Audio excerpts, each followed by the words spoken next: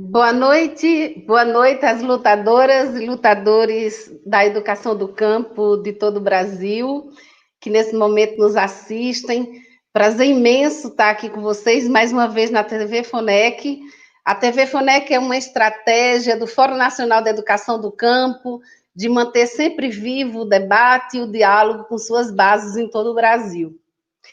Eu gostaria de iniciar essa noite do TV FONEC manifestando em nome de todo o fórum nossa solidariedade com todas as famílias que vêm sofrendo com a perda de entes queridos para esta pandemia, que está sendo agravada pelo desgoverno que estamos vivendo hoje.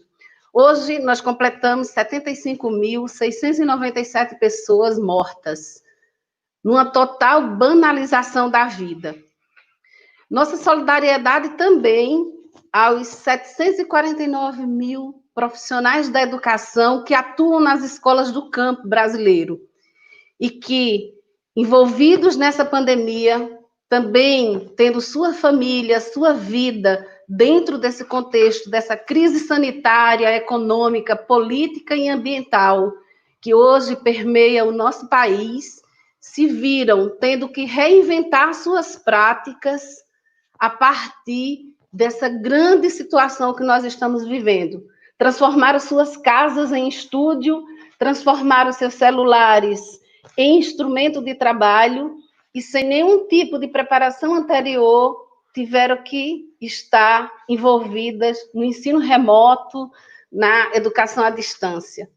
Consequentemente, numa prática de educação doméstica.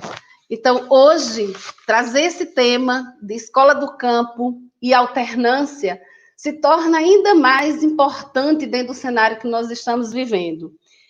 Eu gostaria, inclusive, de, destacando por essa temática que nós vamos conversar hoje, trazer uma saudação em especial a todas as educadoras e educadores que atuam nos centros educativos familiares de formação em alternância, espalhado por todo esse nosso país, nas EFAs, nas casas familiares rurais, nas escolas comunitárias rurais, organizados na Unefab, organizados na Arcafá.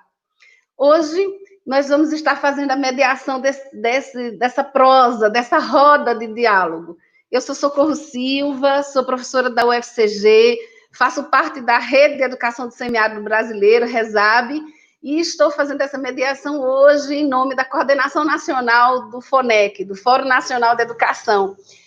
E é um prazer fazer essa mediação junto com duas pessoas tão queridas, pessoas que a gente se conhece desde o início desse movimento, que a gente foi se encontrando em tantas frentes de batalhas, que juntos e juntas nós fomos buscando contribuir para construir essa escola do campo no país. Ludmila Cavalcante, muito prazer, Ludmila, seja muito bem-vinda a essa nossa roda de diálogo. Ludmila é professora na Universidade Estadual de Feira de Santana e foi lá que eu a conheci, conversando sobre educação contextualizada, conversando sobre alternância no semiárido. Ela é doutora em educação pela Universidade Federal da Bahia e é também professora do programa de pós-graduação em educação dessa universidade.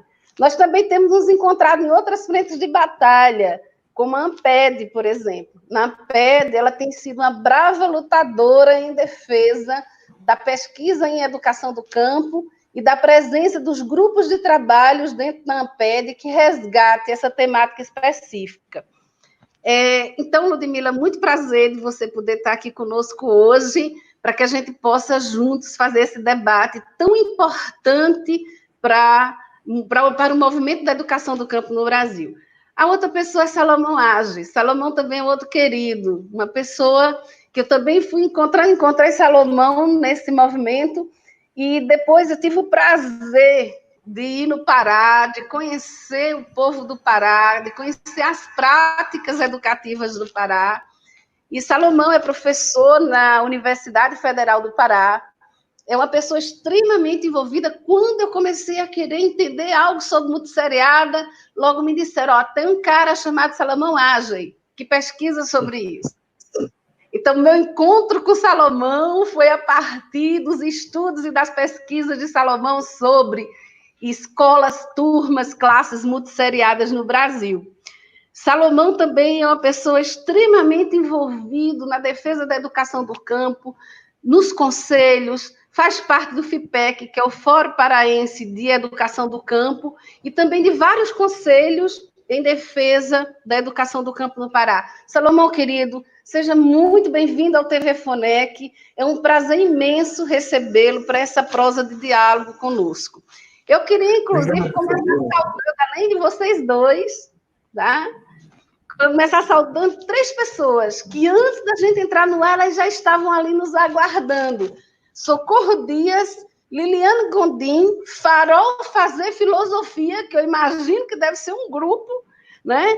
E Elizabeth Mendes. Esses 4, desde 6h30, que eles já estão ali aguardando o TV FONEC começar. E para a gente é um prazer, sabe? O TV FONEC se alimenta exatamente dessa rede, dessa força que a gente tem nos movimentos sociais, nas práticas educativas que são desenvolvidas em todo o Brasil. E hoje nós vamos ter a dinâmica na seguinte perspectiva. Nós vamos ter, começando uma fala da professora Ludmila, ela vai ter 15 minutos, né, para fazer a fala dela. Em seguida, nós vamos ouvir o professor Salomão, que também vai ter 15 minutos para fazer a sua fala. A gente abre para perguntas, eles vão ter 5 minutos para responder as perguntas que foram feitas, e a gente faz um segundo bloco de perguntas, que eles também vão responder. E aí a gente avalia o tempo e o desenvolvimento e a participação do grupo. Caso não dê mais tempo, a gente faz essas 2 rodadas e abre para finalizar com as considerações finais. Tá bom assim, pessoal? Tranquilo para vocês dois? Tudo certo, Socorro. Boa noite. Então, vejam, hoje, como eu disse ainda há pouco, nós vamos estar tratando de 2 temáticas caras para o movimento da educação do campo. A escola do campo.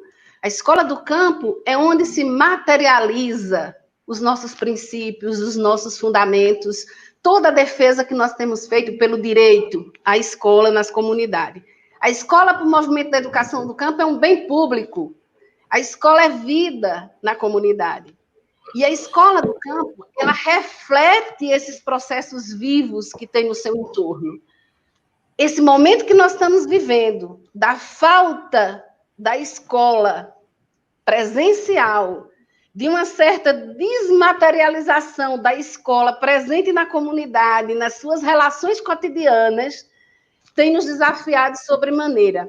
E aí, nesse sentido, nós somos desafiados a discutir sobre algo que, em vários momentos, é uma matriz pedagógica da educação do campo, outros momentos é uma prática educativa, outros momentos é um conceito, outros momentos é uma metodologia, outros momentos é um regime de organizar tempos e espaços, a alternância. Então, a alternância tem sido algo muito caro para o movimento da educação do campo e para, consequentemente, tornar essa escola vida nas comunidades camponesas. E aí é nessa perspectiva que nós vamos construir um pouco esse diálogo.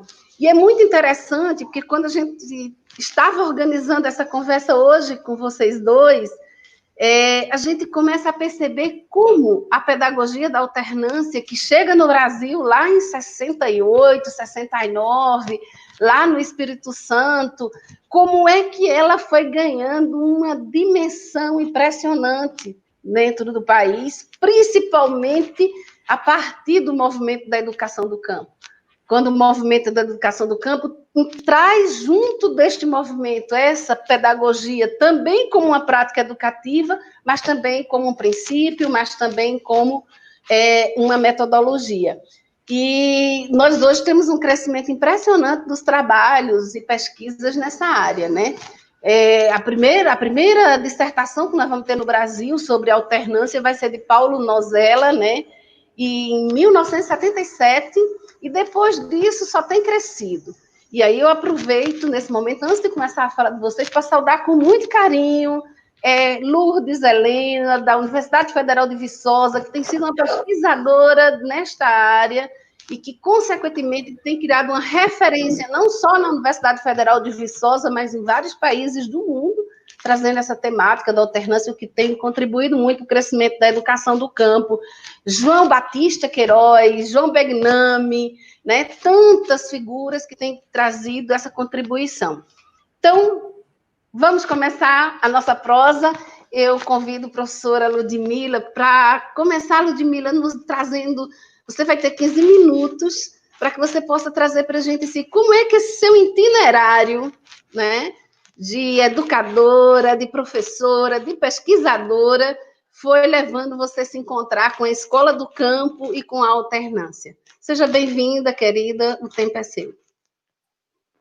Obrigada, Socorro, um prazer estar aqui. Muito obrigada à coordenação do FONEC pelo convite, participar de uma live do FONEC. É uma alegria estar aqui nessa live, principalmente na companhia acolhedora de Socorro Silva e de Salomão Age, como já foi dito, companheiros de tantas outras labutas, né, no debate da educação do campo. Boa noite a todos e todas presentes aqui dentro do fórum do FONEC, na live do FONEC, e eu queria dizer também que tenho considerado de extrema relevância essas lives que o FONEC tem promovido, no sentido de que nessa trajetória de isolamento social durante a pandemia, com essa crise sanitária tão bem demarcada por você, Socorro, a gente tem encontrado algum fôlego e alguma inspiração quando a gente começa a escutar os companheiros trabalhando, tentando ressignificar seus espaços de trabalho, refletir sobre os problemas que se avizinham, toda essa conjuntura de crise sanitária, política, econômica, educacional,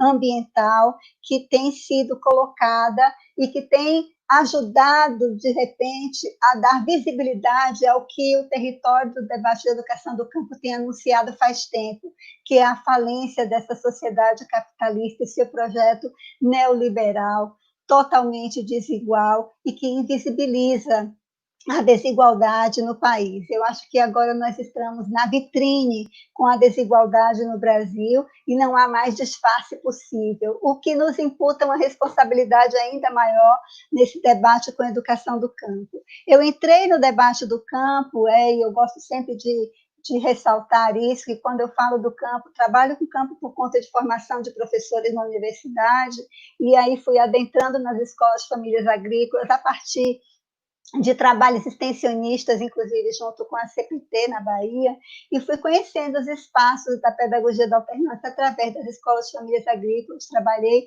tem cerca de 18 anos com quem eu venho dialogando com esse contexto das EFAs, principalmente das EFAs, mas que vai se ampliando para o território dos CEFAs, que são centros de formação por alternância no Brasil. Primeiro, para dizer que, quando eu entrei nesse debate, eu entro a partir da discussão do DNA da educação do campo, que é a questão da agrária como moto principal. Então, trazer esse debate da questão agrária no debate da educação do campo é uma condição sine qua non nessa trajetória de estudos dentro do meu trabalho.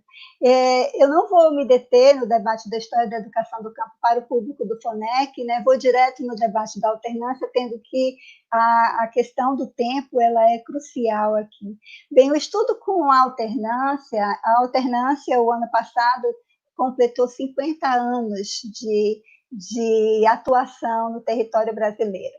A alternância tem referências inúmeras, você citou várias aqui, que também são minhas referências, e que eu tenho aqui muita responsabilidade ao falar do tema, sabendo que todas essas referências estão aí, são pessoas que estão na ativa, são pessoas que estão ajudando a gente a crescer e a estudar nesse tema.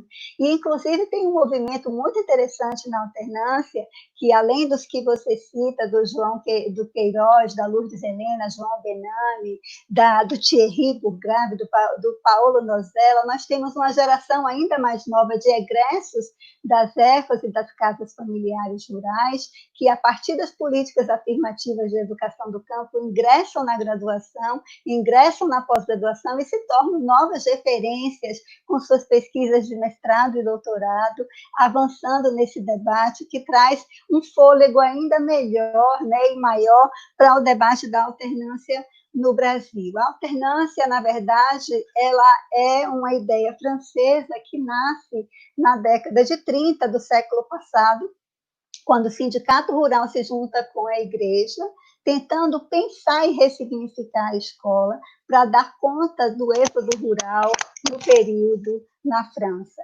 Então, a ideia é que a escola tivesse uma parceria com a comunidade para repensar estratégias curriculares e institucionais capazes de agregar valor ao trabalho escolar, junto com o trabalho comunitário, um potencializador para que esses jovens vissem um horizonte no debate educacional, estando na zona rural.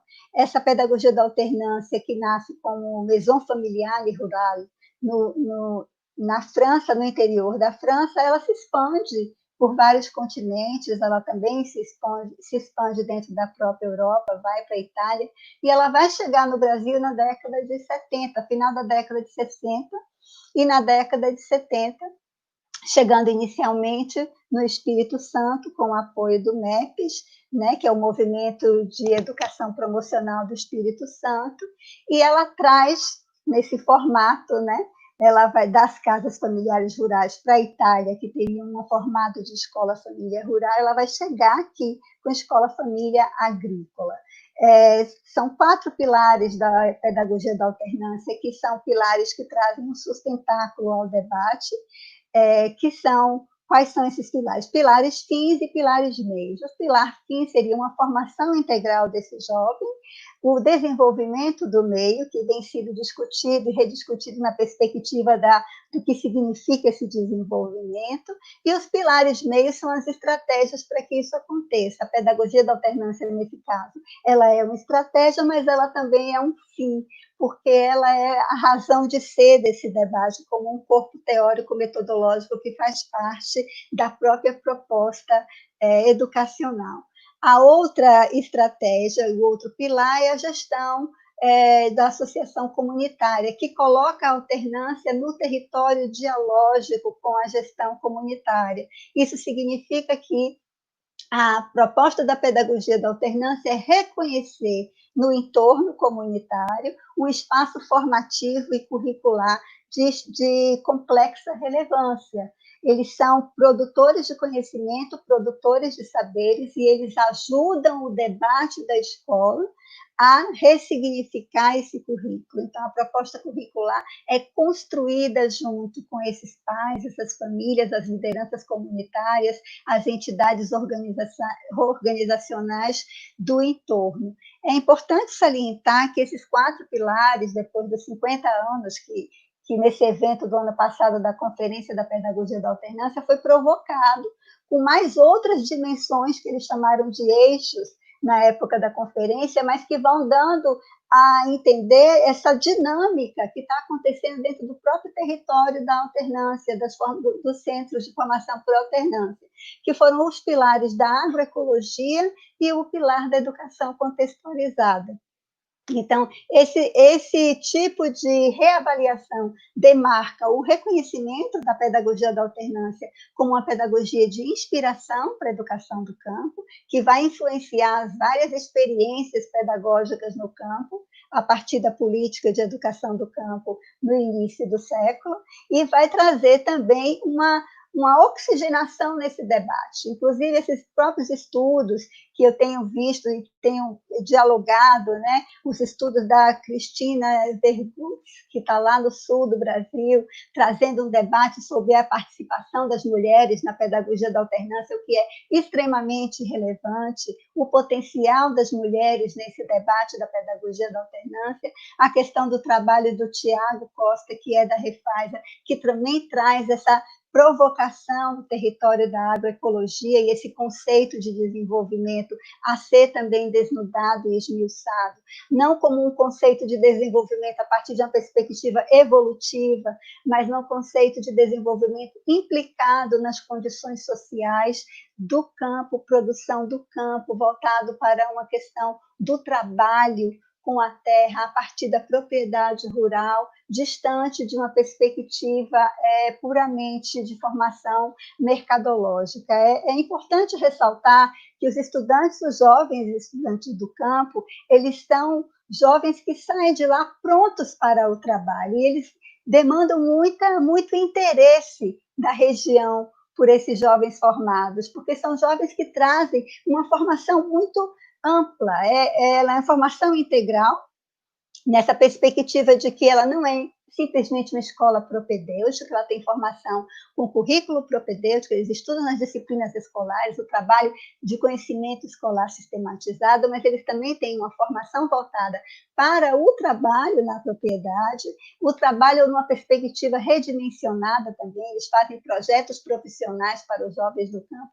como se tivesse a pretensão, eu tenho um projeto de futuro ao sair desse debate escolar, e eles trazem também a perspectiva de homens e mulheres que estão se criando com condições de acessar diversas linguagens de conteúdo escolarizado, ao tempo que ressignificando, valorizando as condições comunitárias, a cultura local, as lideranças, as associações comunitárias, as organizações, os movimentos sociais. Então, eu tenho uma formação que tem diversas facetas e que faz desse jovem e dessa jovem um potencial de liderança comunitária no campo.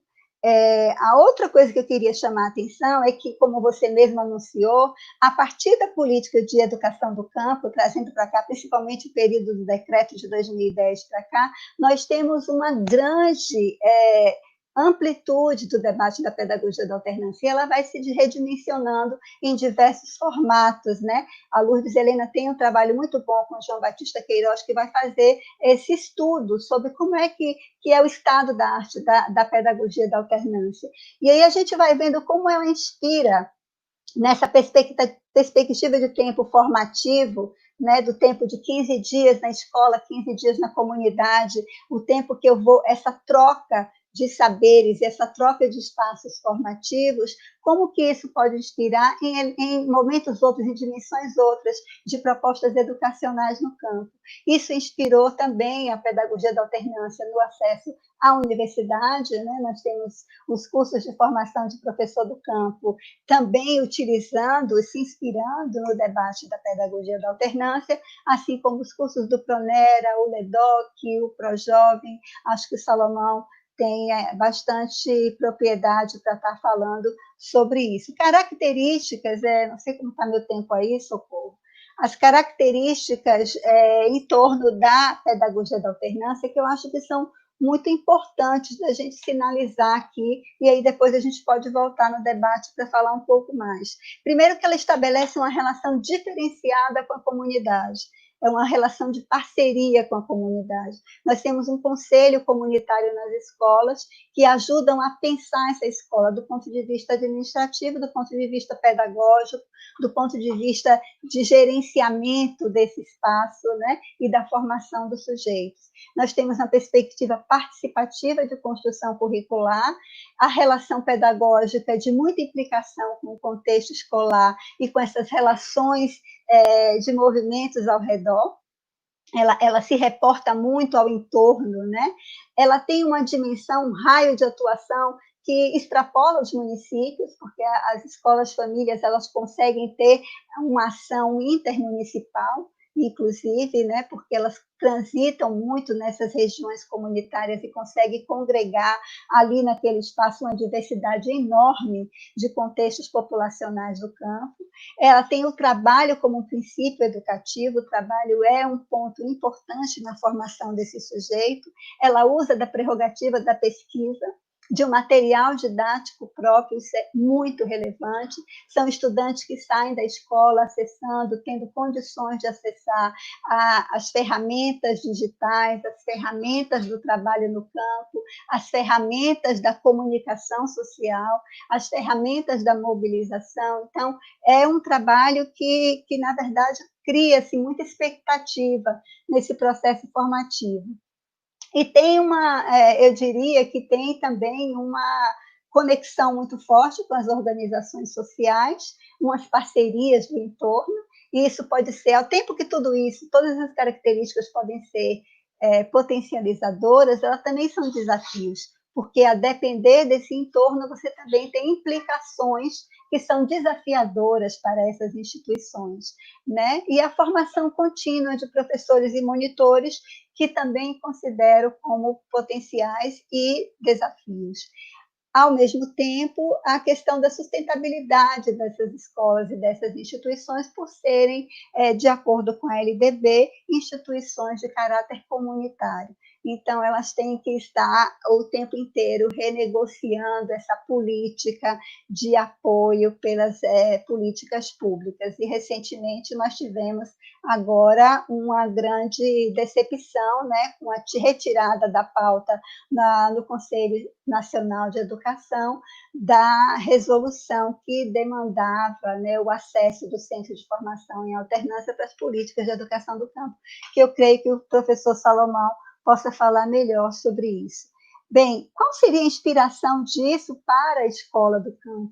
Conseguir trazer para a escola do campo a possibilidade de alguns enfrentamentos nessa relação que muitas vezes parece dicotômica entre a escola e a comunidade, é um grande desafio. Conseguir criar essa relação de implicação, né, do contexto escolar com os arredores comunitários, de pertencimento, tudo isso eu acho que são contribuições que a alternância pode trazer. É muita coisa para a gente falar, não vou conseguir dar conta de tudo, mas eu acho que foi uma boa abertura. É isso mesmo? Muito grata, Ludmila, por sua contribuição. Com certeza, sua fala nos ajuda muito a pensar essa relação da escola do campo com a alternância, com a agroecologia, e principalmente como é que a gente pode cada vez mais caminhar numa perspectiva de pensar essa formação integral numa outra visão de desenvolvimento, né? Numa visão de desenvolvimento, numa perspectiva mais de transformação, de emancipação. Você pode até retomar isso um pouco depois, né, no debate. Então, professor Salomão, prazer imenso, mais uma vez, de você estar aqui conosco hoje no TV FONEC. Como eu lhe disse, eu comecei como professora multisseriada. Foi minha primeira prática, foi numa sala multisseriada. E quando eu comecei a fazer formação de professoras, foi com professoras de escolas com turmas multisseriadas. E minha inquietude era muito grande sobre isso, e ainda é, até hoje, com certeza. E não tenha dúvida que trazer o debate das escolas com turmas multisseriadas é uma grande contribuição para se pensar a escola do campo no Brasil. Porque você bem sabe que das 56.954 escolas que hoje nós temos no campo brasileiro, a maior parte delas são escolas com turmas, classes multisseriadas. Então, pensar essa heterogeneidade tem sido um grande desafio. E aí é muito importante que você possa trazer para a gente, nesse momento, como é que a alternância tem contribuído para que a gente possa pensar essa heterogeneidade das turmas multisseriadas no Brasil. Portanto, é pensar a escola do campo, pensar isso, e, consequentemente, se der lá para você, quando for terminando um pouco sua fala, você puder trazer para a gente uma outra questão que a alternância tem nos ajudado a pensar, que é a questão de que as camponesas e os camponeses, os indígenas e os quilombolas chegaram na universidade. E a chegada deles na universidade, consequentemente, traz a pauta da alternância. Então, Salomão, você também tem 15 minutos, e o nosso convite é para que você possa nos ajudar a pensar um pouco sobre esse encontro das escolas multisseriadas com a alternância, como uma estratégia metodológica, como um princípio, e como é que isso chega na universidade. Boa noite, e mais uma vez, seja bem-vindo, prazer imenso ter você aqui. Obrigado, Socorro, pelo carinho, pela generosidade, não é, com que você nos apresentou. É um prazer poder estar com você e a Ludmila hoje nesse diálogo, e com tanta gente carinhosa, não é, que já nos cumprimentou, que que trabalha com a gente, que aprende e ensina com a gente. O tempo é pouco sempre para a gente explorar tanta coisa que a gente quer. Eu nem tinha pensado nisso, mas eu vou começar com isso. Né? A Socorro falou que as primeiras formações dela como professora de multisseriada foram como professores de multisseriado. E eu vi que a Socorro Dias está participando aí da nossa conversa, né? Os nossos primeiros momentos de formação com grandes grupos de professores de multissérie, porque no estado do Pará, cada município tem pelo menos 200, 250 escolas, né? Alguns, agora com o processo de nucleação, já diminuiu um bocado. E quando a gente começava a fazer o processo de formação, as professoras, e eu me apresentava, né, como professor da universidade, eu já tinha o doutorado, né, em 2002, as professoras diziam, nossa, ele é um professor doutor, ele está fazendo a formação com os professores das escolas parecia assim, algo de um outro planeta, né, de tanto que a maioria dos professores e das escolas eram abandonadas e largadas, né, à própria sorte. Bem, mas eu organizei a minha fala lembrando de um encontro que eu participei em 2006, organizado pelo Munarim, né, com os pesquisadores em educação do campo. Até saiu um livro marrom publicado, acho que organizado pela Mônica Molina e outros sujeitos, né, a pesquisa na educação do campo. E eu lembro de uma fala do Arroio que me acompanha esse período inteiro, né, quando eu penso nas escolas do campo, quando eu trabalho com as escolas do campo. Então, dizia ele, quando a terra, o território e as formas de produção estão ameaçadas, são ameaçados também as identidades dos sujeitos, a infância, a adolescência e a juventude. A escola também é ameaçada. Então, começar a falar sobre a escola do campo, e a gente pode pensar a escola em todos os níveis e modalidades, a universidade também é uma escola, não é? Nem sempre está no campo, exatamente enquanto localizada no território, mas às vezes não é, concentra turmas que a quase totalidade é do campo, não é? E muitos dos estudantes são do campo. Não é? Então, essas escolas hoje estão ameaçadas, como estão os sujeitos e como estão os seus territórios. Não dá para pensar essas questões separadamente, desvinculadamente. Não é? Lutar pelo fortalecimento, pela construção da escola do campo significa lutar pela vida no campo. Não é? E significa lutar para que o território do campo seja ocupado pelos sujeitos do campo. Não vai ter escola do campo sem sujeito do campo, certo? E sem território do campo. Não é? Isso a gente precisa compreender. O que significa isso num momento de avanço desses ruralistas, não é, do agronegócio, do hidro, do mineral negócio, com esse projeto genocida de morte, de destruição da natureza, de destruição das pessoas, e o tempo todo dizendo na Rede Globo que agro é gente, não é? Que agro é tech. Eu acho que isso precisa estar no centro das nossas preocupações. Os estudos que a gente tem feito sobre o fechamento de escolas no Brasil, eles dizem que de 2000 a 2018, 134.535 escolas foram fechadas no Brasil. Desses 134 mil, 93 mil foram fechadas no campo. 70% das escolas que são fechadas no campo. Não é?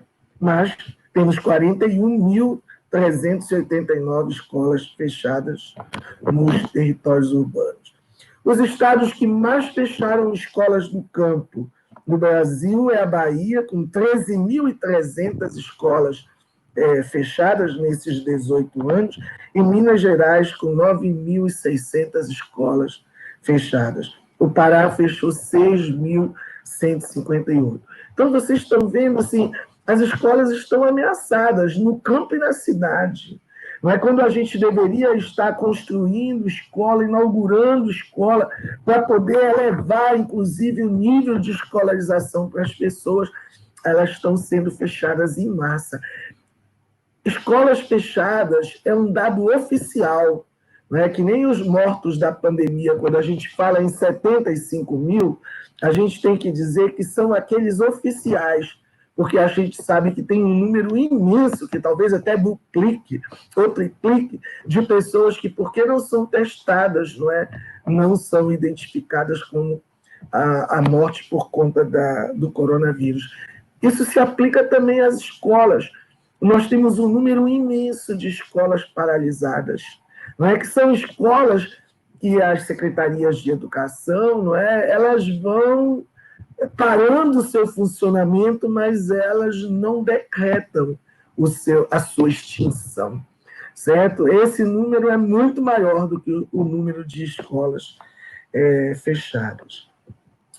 Nós fizemos recentemente uma audiência pública com a presença da doutora Débora Duprá, que nossa parceira do FONEC, que se aposentou recentemente, e ela fez uma fala, assim, ela iniciou a fala dela na audiência, que a gente registrou de tão significativo e importante, quando ela diz assim: o fechamento de escolas do campo não tem a ver com o contingenciamento do orçamento público, mas com a escolha deliberada dos gestores públicos que contraria e, portanto, desrespeita a legislação educacional.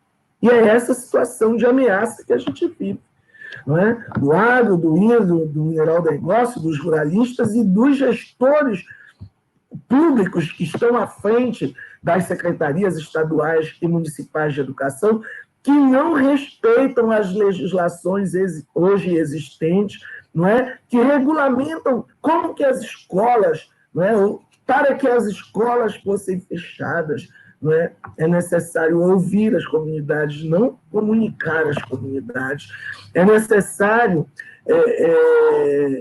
apresentar um laudo técnico, não é? Por parte dos conselhos de educação, todos eles coniventes, fazem ouvido de mercador e não dão atenção, não é, às demandas, não é, às necessidades das comunidades. No estado do Pará, a gente tem feito um grande movimento, a cada ano a gente tem feito grandes seminários, audiências públicas, mas a gente tem entendido cada vez mais que essa não é uma luta só do povo do campo, é fundamentalmente do povo do campo, mas a gente tem conquistado muitos aliados conosco, não é? Promotores de justiça, defensores públicos, deputados que integram a Comissão de Educação da Assembleia Legislativa, representantes da OAB. Nós conseguimos, esse ano, criar o Pacto pela Educação do Campo, e não foi criado por nós, foi criado pelo próprio Ministério Público, com base nas nossas pressões e denúncias, não é, desses números alarmantes, não é, que a gente tem conseguido apresentar. Infelizmente, com a pandemia, a gente teve que interromper as audiências públicas que a gente estava realizando, né, no âmbito das PJs, das promotorias agrárias, para fazer com que os prefeitos, não é, os secretários municipais de educação, pudessem aderir ao Pacto da Educação do Campo, que não tem nada mais do que cumprir a lei, não é, o que a lei exige e determina com relação às escolas. Bem, a mesma mão, não é, interessante pensar, isso, a mesma mão que nega historicamente as condições dignas para as escolas existirem, é ela que fecha as escolas alegando a precariedade, a precarização, não é, das escolas. E quais são as escolas que são fechadas no campo? São as escolas multisseriadas. São as pequenas escolas que funcionam nas pequenas comunidades rurais, indígenas, quilombolas, onde o número de estudantes, não é, por ano não é tão elevado assim, porque as comunidades são pequenas, não há uma infraestrutura digna dessas escolas, e aí começa todo um discurso que se fechar, nuclear, reunir, como se fez na cidade, não é? Eles poderiam ter condições mais dignas de acessar o processo de escolarização. Então, a questão da precarização das escolas multisseriadas, não é? Para muita gente, elas são sinônimo de precarização. Assim, é absurdo como as pessoas vão repetindo determinadas expressões, mas não é tão difícil a gente encontrar alguém assim meio pouco sintonizado com a realidade do campo e que se refere às escolas multisseriadas como um mal necessário para justificar a existência delas. Imagina se pode haver algum mal e se algum mal pode ser necessário para o processo educativo das crianças. Mas, infelizmente, essas expressões ainda circulam. Para falar de multisseriadas, a gente precisa sempre trabalhar com a contradição. De um lado, você precisa denunciar as condições precárias de infraestrutura, a falta de água, a falta de energia, principalmente agora nesse período, né, que querem exigir o ensino remoto, a falta de banheiro, né, a falta de um prédio próprio para elas poderem existir, né, o material didático, a merenda escolar, a precarização da formação dos professores, os contratos temporários. Imagina, nesse período da pandemia, o que os professores com contrato temporário não estão enfrentando, né, com relação ao recebimento dos seus salários. Um currículo totalmente distanciado, ainda mais agora, não é, com a aprovação da BNCC, da BNC Formação, entendeu? Então, num aspecto, nós precisamos ser críticos, denunciar, reivindicar as condições, não é, de melhorias para essas escolas. Mas, antes de passar para o outro aspecto, não é, que é o do anúncio, eu queria dizer para vocês o seguinte: os nossos estudos, desde que a gente começou em 2002, que tem revelado para a gente que a multissérie, ela não elimina a série, ela junta a série. E não importa que agora não é mais série, é ano, não é? Primeiro ano, segundo ano, mas o foco da organização do ensino, o hegemônico, continua sendo a seriação. Então, os pilares da seriação se assentam no processo de fragmentação do conhecimento, do tempo, do espaço, na hierarquização existente entre os conhecimentos, entre os tempos que os sujeitos vivem na relação com a escola, entre os espaços educativos que os sujeitos participam, não é, em relação à escola. A seriação é meritocrática, a seriação é ranqueadora, é darwinista, trabalha com a linearidade, é evolucionista, é excludente. Então, nós não temos como assim desvincular essas questões, não é? Esses são os pilares da seriação que se mantêm, continuam presentes, não é, na multisseriação. Mas a contradição revela resistência e resistência, porque os sujeitos, quando eu falo dos sujeitos, eu incluo os educadores, eu incluo os estudantes e a própria comunidade que participa, não é? Eles, nessas condições adversas que lhes são impostas, são eles que, na sua grande maioria, têm cuidado, não é, da escolarização dos sujeitos do campo. E, no processo não é, de formação continuada ou de formação inicial, participando de várias experiências, às vezes de encontros, não é? As pessoas vão construindo, não é, seus enfrentamentos a esses pilares, certo? E é nisso que o nosso grupo tem apostado em termos de proposta para, não é, a intervenção da multissérie.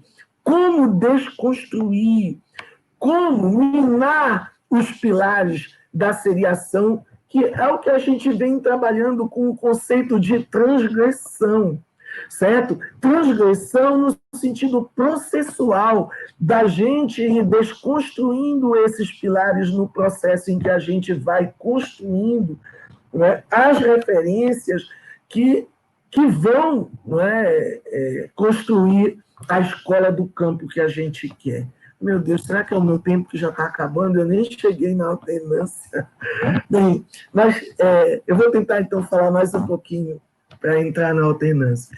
Nós enxergamos a alternância como essa possibilidade, certo? De que os educadores, com os educandos, com a comunidade, possam transgredir a escola convencional hoje, não é, rural, que foi construída para os sujeitos, para a escola que lhes interessa.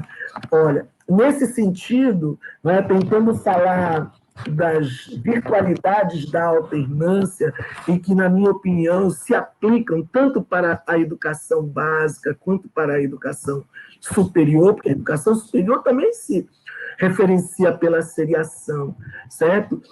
A alternância, ela reconhece que diferentes tempos, diferentes espaços, diferentes saberes, eles são educativos, eles são formativos dos sujeitos. Nesse sentido, ela enfrenta a seriação, certo? Porque ela contribui para desconstruir os pilares da seriação, que seria, né, a fragmentação e a hierarquização. Se você pensar que a alternância também estabelece uma relação significativa entre o processo educativo, o processo de trabalho e o território, e isso se aplica da educação infantil ao ensino superior.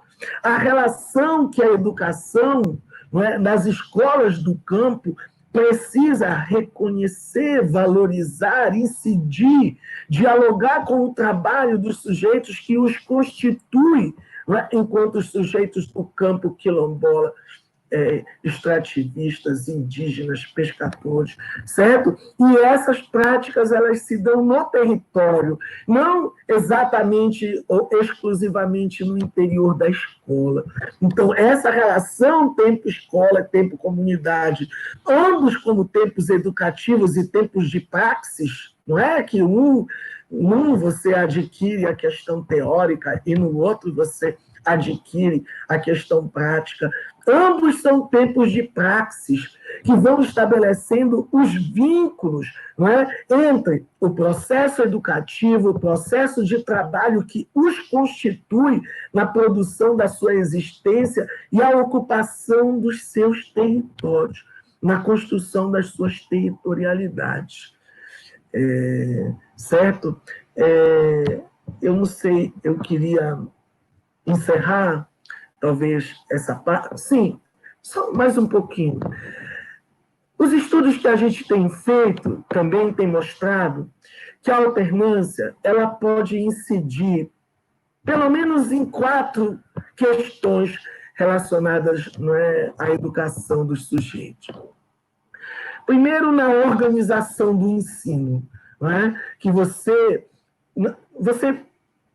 não precisa organizar o tempo dos alunos em ano, em série, você organiza na alternância, ou em alternâncias, não é? Que se complementam e se interrelacionam nessa relação entre a escola, o território e o trabalho. E na relação que a escola estabelece com outros espaços educativos que não só ela. A alternância, ela colabora para para o redimensionamento da organização do trabalho pedagógico.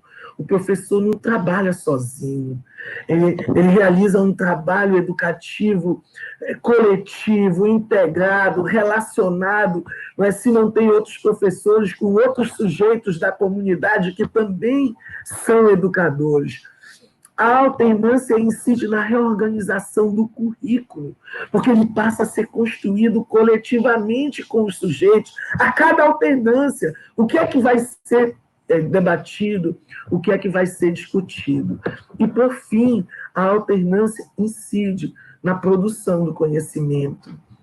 As pessoas não produzem conhecimento nos seus gabinetes, nos laboratórios, isoladamente, né, com as suas mentes brilhantes. As pessoas produzem conhecimento na relação que vão estabelecendo entre a universidade e a comunidade, entre a educação e o trabalho, na relação com a natureza. Gente, isso modifica substancialmente, certo?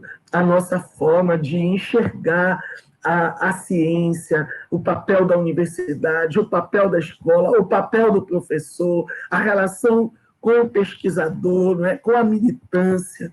Eu não sei se tenho tempo, mas eu queria, Socorro, desculpa, só mais um pouquinho.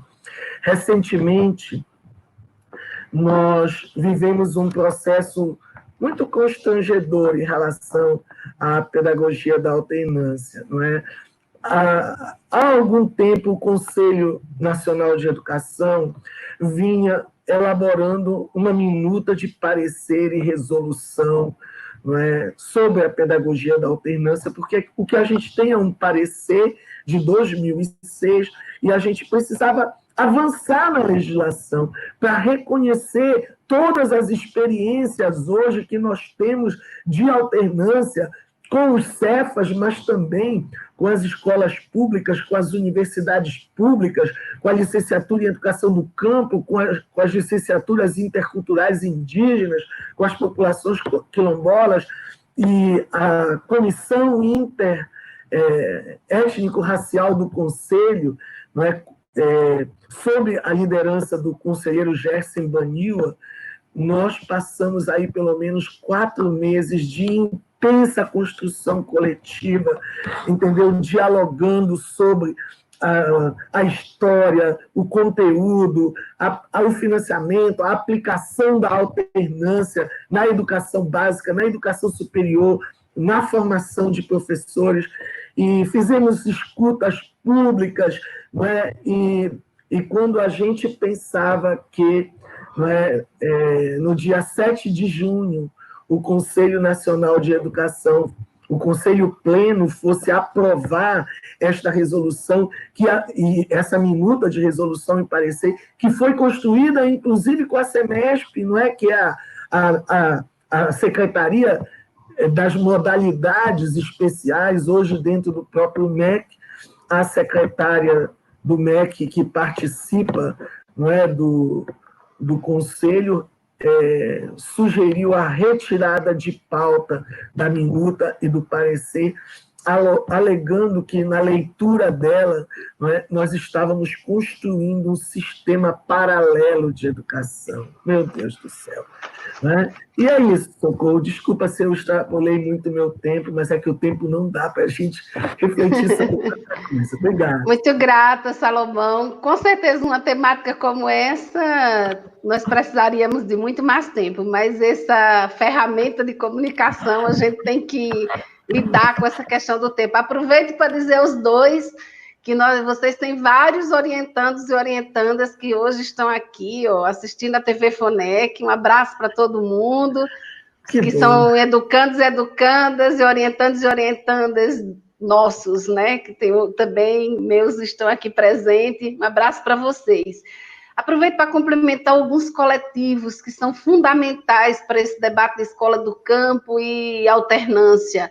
Os fóruns de vários estados que têm representação aqui presente, os fóruns de educação do campo, os comitês estaduais de educação do campo, que tem muitos aqui presentes, a rede de educação do semiárido, e aproveito em nome de Edmerson para saudar todo mundo que faz parte da rede, Eu queria fazer uma saudação especial aos representantes do Sindicato Estadual de Professores, dos profissionais da educação do Estado do Rio de Janeiro, que estão participando conosco, que estão fazendo 43 anos de existência.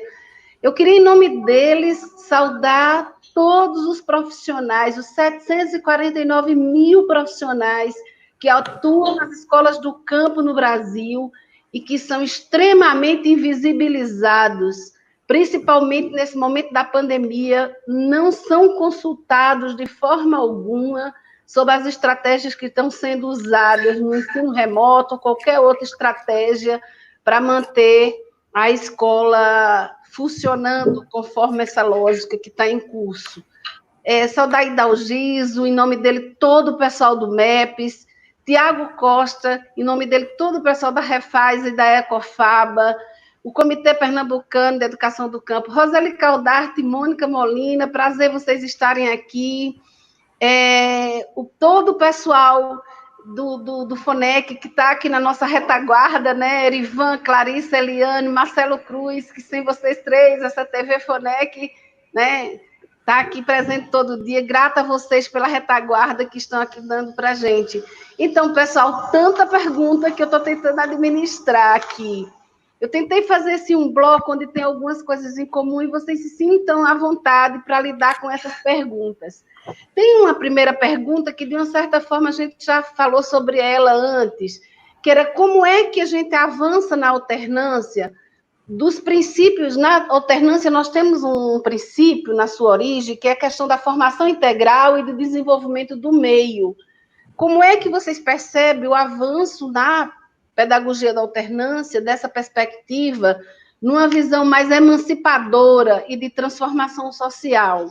O Thierry, não sei se vocês conhecem, mas o Thierry e a Tessina, que são da pedagogia da alternância, estão nos assistindo lá em Vitória da Conquista, e eles estavam levantando uma preocupação que dialoga com outras perguntas. Na pedagogia da alternância, tem alguns instrumentos que são fundantes, por exemplo, plano de estudo, caderno da realidade, né? Como é que, num momento como esse de pandemia, onde a gente não corra o risco de confundir isso com ensino remoto, a gente não corra o risco de confundir isso com educação domiciliar, e a gente não quebre o paradigma da alternância, da relação educação, escola, família, vinculada com a comunidade. Então, tem 3 perguntas nessa direção.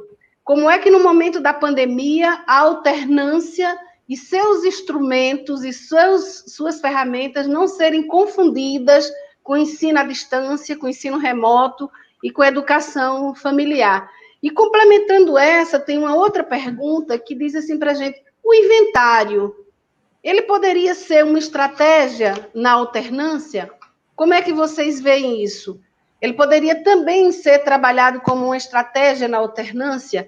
E nesse momento que nós estamos vivendo, todo esse avalanche da BNCC, como é que nós podemos reagir enquanto escola do campo, resistir enquanto escola do campo, para continuar pensando um currículo contextualizado, dentro de uma perspectiva de transgressão do paradigma seriado e de contextualização? Pouquinha coisa, né, gente? Então, eu vou dar 5 minutos, podemos pegar a mesma ordem das falas, começar por Ludmila, pode ser? Isso. Então, vamos lá, Ludmila, por favor. Pode ser. Fique à vontade para tecer considerações sobre o que você quiser dessas perguntas, Tá, okay. Porque não foram direcionadas diretamente a um a outro, tá? Uhum. Bem, primeiro agradecer, né, toda essa audiência aí muito poderosa, muito bom saber que Thierry e Gessine estão nos ouvindo também, a Roseli, a Mônica Molina, eu vi que tem um monte de gente do Cefas também presente, das escolas do campo como um todo, muito legal. E vi também os orientandos aí, atentos, acho que o tema da alternância chama bastante atenção. Eu acho que é importante a gente fazer essa avaliação do que foram esses 50 anos de lá para cá e do impacto que as políticas de educação do campo também trouxeram para a própria análise da pedagogia da alternância enquanto o formato que vem da França para cá, quando na década de 70. De lá para cá, muita coisa já aconteceu dentro do debate do campo, muitos estudos foram acontecendo e eu acho que foram sendo reavaliados, inclusive nessa dialogia com a própria diversidade do campo. Né? Eu acho que dentro dessas conferências, dos encontros de formação, dos cursos de licenciatura, onde os próprios egressos das EFAs ou monitores das EFAs vão frequentando e se formando entre coletivos, e disso vai criando um território fértil de formação para se repensar essa estrutura inicial. Os pilares, eles continuam, mas, ao mesmo tempo, eles também são repensados na sua atualidade, a perspectiva que tem da formação integral. Veja, quando a gente traz a perspectiva da formação integral e a gente junta no debate da educação do campo com a pedagogia socialista, que a gente vai pensando nesse princípio educativo, que a gente vai pensando nessa escola com uma proposta unilateral gramsciana também, que a gente vai pensando nas contribuições de Paulo Freire com a educação popular, a gente amplia muito esse território de formação, a gente amplia muito essa perspectiva da família em territórios comunitários, isso é importante que se diga, e a gente vai tentando, na dinâmica da própria alternância, fazendo uma reavaliação e reconfiguração do seu potencial de alcance no campo. Então, eu diria que quando a gente está falando de desenvolvimento do meio, na verdade, quando a gente começa a dialogar com perspectivas como a agroecologia, a gente repensa essa discussão a partir de outros formatos, né? E tentando compreender a lógica do desenvolvimento não como um projeto evolutivo, como eu já tinha dito, mas como um projeto de conexão dessa propriedade com o espaço do campo a partir de outros paradigmas, principalmente na perspectiva da produção de autonomia no campo, na produção pensando nos coletivos sociais, da produção e renda em termos de um olhar mais voltado para os coletivos, mais voltados para o potencial das comunidades, da solidariedade, da economia solidária, de propostas que vão tentando filtrar mais com as questões ambientais que se imputam também no território do rural. Por exemplo, as parcerias que eu vou transitando, onde eu tenho centros de formação por alternância, são parcerias que são passíveis de avaliação. Se eu tenho um território ao redor, que é um território carregado de propostas vinculadas a propostas de agronegócio, por exemplo, eu não posso conceber que esse seja um espaço saudável de conexão, de formação desse sujeito que se propõe sujeito da educação do campo, porque eu estou dentro de território que tem projetos dissonantes. Então, quando eu estou pensando nessas parcerias do ponto de vista de para onde esses jovens vão atuar, quando eles querem entender essa lógica do trabalho, com quem que eles vão dialogar, com quem que eles vão se relacionar na perspectiva de um estágio formativo, para onde vai esse horizonte do trabalho da juventude do rural, né? E a outra coisa que eu acho interessante, que a gente também muda nesse debate da formação integral, é que é uma formação de horizonte, uma formação de projeto. Não necessariamente esse jovem... recentemente eu tinha ouvido numa dessas lives alguém fazendo a pergunta, acho que foi até para o Tiago, numa live que ele fez, da fixação do sujeito do campo. Já não, a gente não está debatendo mais fixação do homem do campo, a gente está falando de permanência de sujeitos. Para permanência, eu preciso de terra, eu preciso ter espaço de produção, eu preciso ter propriedade para produzir. Isso se a propriedade é um currículo, eu preciso ter a propriedade. Isso é um ponto que é uma conta que muitas vezes não consegue ser fechada nesse território, porque é aí que vem o debate da questão agrária. Eu preciso de espaço de produção, que também é um problema, que são dilemas que a gente vai enfrentando nas famílias, com a questão do número de filhos, a sucessão da terra, como que esses espaços se tornam espaços produtivos suficientes, como que esses jovens também podem ter interesse para além do campo, podem ter interesse por...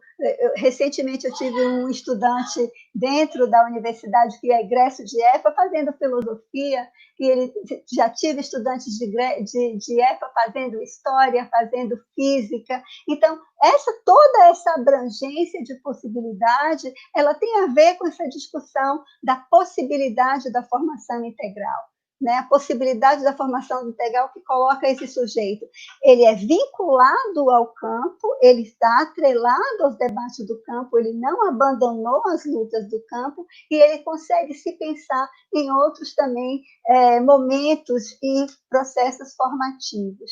Com relação à pandemia e aos instrumentos pedagógicos, foi bom o Thierry chamar a atenção, eu aprendi com ele que um dos pontos de riqueza da pedagogia da alternância, uma condição sine qua non da pedagogia da alternância na sua gênese são os instrumentos pedagógicos, porque falar que existe uma relação com a comunidade, um tempo formativo que está lá e que está cá, não é suficiente se eu não tiver instrumentos de monitoramento dessa relação, instrumentos de empoderamento dessa relação. E a EFA consegue trazer isso a partir dos centros, né, de formação por alternância, conseguem trazer isso com cadernos de realidade, com as intervenções externas, que eles chamam de serões também, que são os convites para a comunidade chegar, são pessoas que estariam ali com, talvez isso até que o Salomão traga nessa questão da seriação, o fato de ter um internato na pedagogia da alternância, de misturar esses meninos que estão seriados, né, que estão dentro a quinta série, agora são os anos, eles se encontram no dia a dia, num cotidiano de internato, que se misturam em atividades que fazem deles um processo formativo colaborativo o tempo inteiro, né? Tanto na perspectiva de estar dividindo, compartilhando espaços de dormitório, espaços de afazeres, de tarefas domésticas, o mesmo que planta, o que varre o quintal, o que corta verdura para o almoço, o que varre os quartos, o que limpa a biblioteca, o que está acessando os computadores, organizando os bichos, dando comida aos animais. Então, é um trabalho de equipe que faz com que eles se misturem, eles aprendam, eles se responsabilizem, eles se autodisciplinem bastante com isso e conseguem, com isso, organizar um espaço curricular quase que ininterrupto. Esse espaço curricular, ele está do lado de fora, ele não está simplesmente sintonizado em uma proposta verticalizada de orientação escolar. O que tem feito esses instrumentos? Eu acho muito relevante essa discussão da diferença de uma educação familiar. Veja, quando eu proponho essa relação com a comunidade e a comunidade e a família como espaços pedagógicos, eu não estou abrindo mão da função social da escola. A função social da escola é os seus saberes sistematizados, que são direitos garantidos dessa juventude. Então, na verdade, eu tenho ali uma parceria de formação curricular que procede, que demanda, que investiga junto, que traz contribuições ao formato da escola. Mas eu não abro mão do local da escola enquanto esse referencial, que também tem um saber escolarizado para dar conta e que precisa defender a escola como um direito, que é um direito fundamental. E eu acho isso importantíssimo que se coloque para que não haja... Na verdade, eu acho que não há uma confusão, mas pode haver uma má intenção a partir das políticas atuais, em que os debates todos ficam meio que misturados e como se eles não tivessem uma pretensão política por trás, né? Então, nós estamos trabalhando com um recorte que é de classe, um recorte de classe no campo, que tem um projeto político demarcado, que não está aqui para fazer nenhum voluntarismo, que não está aqui para fazer nenhuma filantropia, está fazendo um trabalho sério, é um legado educacional, é um patrimônio rural, e ele tem a ver com um histórico de invisibilidade das políticas para as populações do campo. Então, ele tem a ver com a força e o poder que as comunidades camponesas construíram a partir do direito de reivindicação. O direito à educação, assim como o direito à terra, o direito ao trabalho, o direito à água, por exemplo, que vai ser um debate que a gente vai ter que enfrentar, assim como a gente enfrenta agronegócio, a gente vai ter que enfrentar o hidronegócio. Atualmente está na pauta. Então, nós estamos, quando a gente fala de desenvolvimento do meio, a gente vai ter que trazer esses conflitos agrários para o debate. Isso é currículo dentro da pedagogia da alternância e vai precisar ser um currículo para as escolas do campo. E eu queria só mostrar um elemento muito interessante, eu não dou conta de responder todas essas coisas, mas recentemente a gente fez uma pesquisa com os estudantes dos jovens rurais, né, no Instituto Federal Baiano. E nós, durante essa pesquisa, uma das etapas da pesquisa era que a gente deveria visitar as comunidades rurais desses jovens da pesquisa. Ao chegar no final dessa etapa, muitos desses jovens, eles não se sentiram confortáveis em que a equipe de pesquisa fosse as comunidades. Eu tive, claro que a gente aceitou, né, essa demarcação de fronteira, né, dos estudantes, mas eu não pude parar de pensar na diferença com os jovens das escolas famílias agrícolas. Quando você chegava, eu falo muito das EFAs, porque era lá que eu estou. Quando você chega numa EFA e que você fala que foi visitar tal e qual comunidade, a primeira pergunta que um estudante de EFA faz: quando é que você vai na minha comunidade? Quando é que você vai ver a minha família? Eles têm uma relação de orgulho com esse contexto que eles vivem, eles têm uma autonomia, eles têm como é que eu diria? Eles têm uma identidade muito, que foi uma coisa que eu não percebi nesses estudantes oriundos das escolas do campo, de certa forma, que não trabalharam, né? Não por um problema relacionado aos professores, mas pela própria conjuntura da pedagogia hegemônica, que é o que eu trabalho na formação de professores na universidade. Uma pedagogia hegemônica, como Arroyo anuncia, que não consegue trabalhar dentro desse território de diversidade que está posto, dentro desse território de diversidade que é rico e de desigualdade que é cruel, e que nos cabe, como como professores e educadores, principalmente da educação do campo, comprar essa briga. Eu estou me estendendo um pouquinho, porque Salomão foi bastante estendido e ninguém reclamou, viu? Eu não reclamo.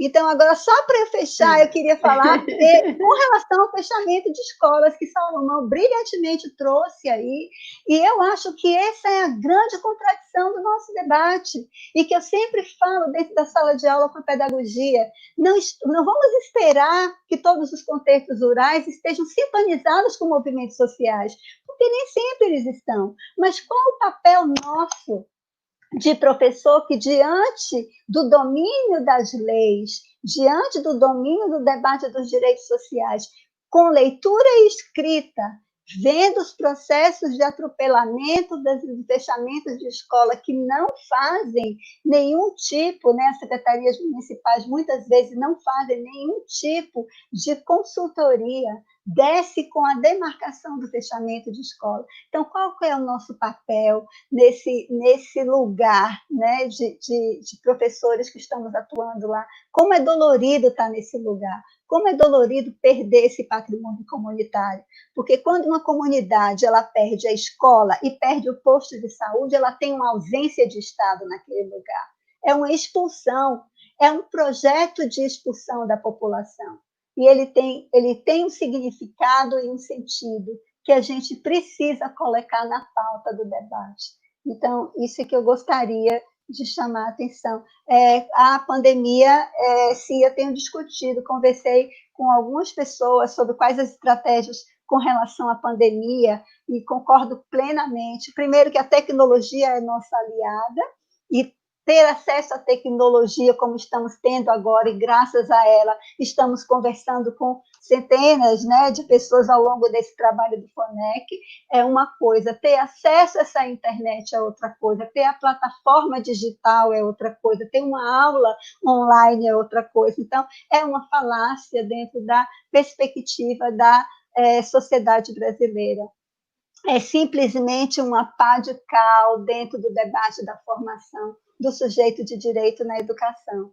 A pedagogia da alternância tem instrumentos que possibilitam a continuidade de uma comunicação. Veja, usando bem Paulo Freire, extensão não é extensão ou comunicação. Eu quero estabelecer comunicação com os contextos, eu não estou deixando os contextos ilhados, eu não estou deixando as crianças desavisadas, sem nenhum tipo de contato, mas daí eu estabelecer uma relação de hora-aula, porque existe uma proposta hegemônica de calendário letivo que não respeita a pandemia e não respeita a crise sanitária que está aí, é um outro ritmo, estamos nos puxando para uma outra visão de sociedade que está totalmente fragilizada, e eu não tenho que colocar isso, encaixar isso dentro de uma expectativa de hora-aula que venha de cima para baixo. E aqui cabe, para o movimento do campo, todo esse trajetória de mais de 20 anos de debate, cabe a nossa teimosia, né? O nome da teimosia ou da resistência, para dialogar melhor nos municípios sobre tudo isso. E eu conto com esse processo de formação até então. Pronto. Obrigada, Socorro. Obrigada, Salomão. Veja só, eu concordo plenamente com um comentário feito pelo companheiro Oscar Barros aqui, quando diz que a pedagogia da alternância francesa, ela se modifica completamente quando ela chega no Brasil, ao longo desses anos vem se modificando, e eu não tenho dúvida que o encontro da alternância com a educação do campo também tem modificado bastante. Tem sido uma contribuição em mão dupla. Ao mesmo tempo que a pedagogia da alternância retroalimenta na educação do campo, inclusive com diferentes formas de acontecer, também o movimento da educação do campo também contribui para se repensar as alternâncias. Né? Então, nós temos vários tipos de alternâncias. Os próprios sujeitos diversos da educação do campo também traz formas diferentes de viver a alternância. Fazer alternância no semiárido não é a mesma coisa de fazer alternância com os quilombolas, com os ribeirinhos, né? Então, tem essa... É um território, como ele está dizendo aí no comentário, é um território epistemológico em construção. Concordo, Oscar? Vamos ouvir Salomão. Salomão. Bem, eu inicialmente queria também agradecer as questões, os comentários, né, a presença dos amigos, Mônica, Roseli e os meus orientantes. Bem, são muitas coisas e o tempo é pouco. Eu vou abordar duas questões, vamos ver se eu consigo. Né? A primeira é alternância e ensino remoto. Né? Bem, primeiro, que eu acho assim que a gente precisa ter o cuidado que com essa pandemia, né, há de naturalização, né, de que as soluções que nós vamos encontrar para o calendário letivo, né, para a reposição das aulas, venha a ser com o ensino remoto. Né? E a gente precisa lembrar que acho que esse processo já vinha sendo construído antes da pandemia, e a gente não pode deixar que ele continue depois de jeito nenhum. Né? Começa pelo nome de ensino remoto, né? Eu sempre tenho falado assim, remoto parece ser alguma coisa assim do tempo das cavernas, é horroroso a própria expressão. E depois, né, a maneira como está sendo imposto a nós, principalmente pelo sistema privado, né, que quer continuar as atividades a todo custo, então não importa, né, onde tem internet, os estudantes passam horas e horas na frente de um celular ou de um computador, onde não tem, eles recebem apostilas para, que nem os questionários que a gente fazia antes, responder. Então, nós temos que nos posicionar contrário a isso o máximo que a gente puder. Eu sei que não vai ser fácil, entendeu? Mas se a gente quiser defender qualidade da educação no campo e na cidade, e se a gente quiser defender também que a desigualdade educacional não aumente, a gente vai ter que se confrontar com isso, na minha opinião. E aí entra no pacote a ideia da educação domiciliar, da militarização das escolas. Por isso que eu digo, já vinha antes, e agora eles estão aproveitando a pandemia para tornar isso natural, o que não é natural, certo? O ensino doméstico, né, acho que a Ludmila colocou, ele tem como cerne o afastamento das crianças da possibilidade de acessar a escola pública, não é? Para poder resguardá-lo das impurezas, daquilo que a escola hoje poderia, não é, transmitir aos alunos, como a ideologia de sexo, de gênero e outras coisas. Está tudo com base no criacionismo. Nós precisamos entender isso, certo? E aí eu queria dizer o seguinte: eu acho que a alternância poderia ser uma alternativa muito interessante para a gente apresentar, não é, para a continuidade do processo educativo pós-pandemia. Mas eu faria algumas ressalvas, né? Primeiro, a gente precisa, eu não tive tempo, talvez, de explorar mais, mas me angustia um pouco, que eu vejo assim, para uma grande parte das pessoas, a alternância é essa ideia de alternar, tempo escola, tempo comunidade. Eu sei que não tive tempo, mas a gente precisa pensar a alternância, desde os seus pilares, dos seus princípios, né, até aquilo que ela pode incidir no processo de transgredir a escola convencional.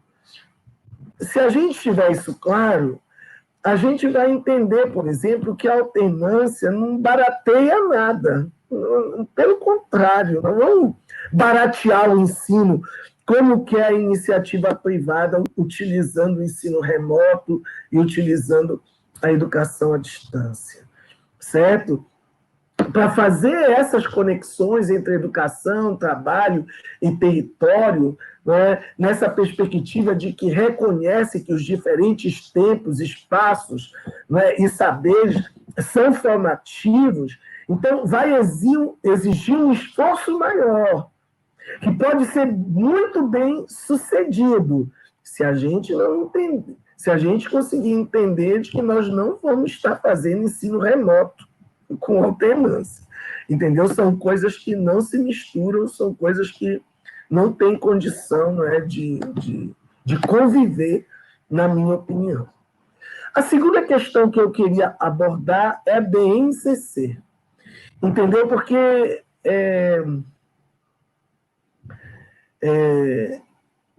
uma parte grande dos nossos problemas vem da aprovação da BNCC.